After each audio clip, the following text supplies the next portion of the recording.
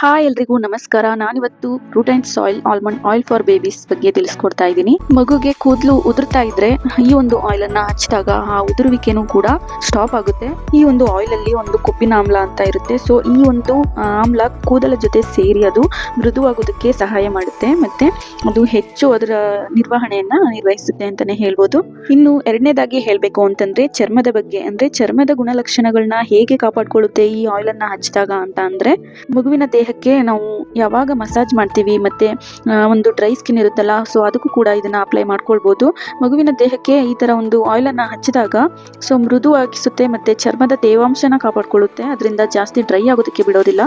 ಮಗುವಿಗೆ ಅವಾಗ ಬೇರೆ ತರ ಎಣ್ಣೆ ಎಲ್ಲ ಹಚ್ಚಿದಾಗ ಅದಕ್ಕೆ ಕಿರಿಕಿರಿ ಅಂತ ಅನ್ಸ್ಬೋದು, ತುಂಬಾ ಇರಿಟೇಟಿಂಗ್ ಅನ್ಸ್ಬೋದು. ಸೊ ಈ ಒಂದು ಆಯಿಲ್ ಅನ್ನ ಹಚ್ಚಿದಾಗ ಯಾವುದೇ ತರ ಇರಿಟೇಟಿಂಗ್ ಇರೋದಿಲ್ಲ, ತುಂಬಾ ಸಾಫ್ಟ್ನೆಸ್ ಇರುತ್ತೆ, ಮಗುಗೆ ತುಂಬಾ ಅಡ್ಜಸ್ಟಬಲ್ ಅಂತಾನೆ ಹೇಳ್ಬೋದು.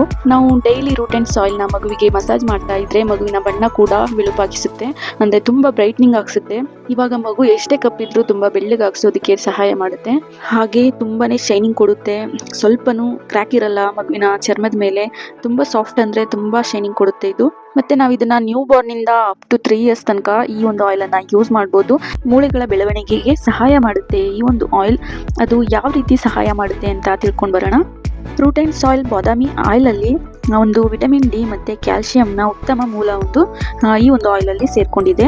ನಾವು ಬೇಬಿಗೆ ಮಸಾಜ್ ಮಾಡೋದ್ರಿಂದ ಚರ್ಮದ ಮೂಲಕ ಅದು ಮೂಳೆಗಳ ಬೆಳವಣಿಗೆಗೆ ಸಹಾಯ ಮಾಡುತ್ತೆ. ಇದರಲ್ಲಿ ಒಂದು ಅತ್ಯುತ್ತಮವಾದ ಪ್ರೋಟೀನ್ ಕೂಡ ಸಿಗಬಹುದು ನಮಗೆ. ಒಂದು ಚರ್ಮದ ಪೋಷಣೆಯಿಂದಾಗಿ ಮತ್ತೆ ಮೂಳೆಗಳ ಸುರಕ್ಷಿತ ಬೆಳವಣಿಗೆಗೆ ಸಹಾಯ ಮಾಡುವ ಒಂದು ಆಯಿಲ್ ಅಂತಾನೆ ಹೇಳ್ಬೋದು.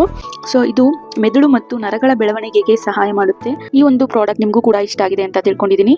ಲೈಕ್ ಮಾಡಿ, ಶೇರ್ ಮಾಡಿ, ಸಬ್ಸ್ಕ್ರೈಬ್ ಮಾಡಿ. Thank you.